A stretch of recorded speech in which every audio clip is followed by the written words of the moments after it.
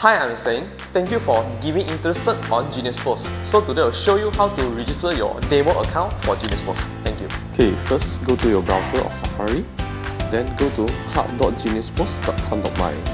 Then go to sign up. Put on your username.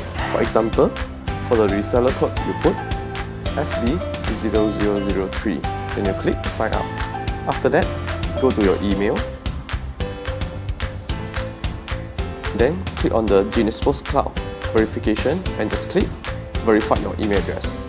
After that, you will show this and you just click here sign in now. Click on the username. You also can choose for click remember me. Just click sign in. Then you have create your Genius POS Cloud account. Then please perform initial sync in the iPad. So go to the App Store, search for the Genius POS. Click on the first one and download it. After download, just click open. After open, choose on the new license. Click on your email just now. For the branch code, always in a small capital letter and you click outlet 1.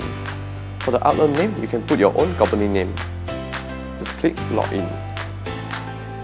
Then click on the password 1, 2, 3, 4. Just click login.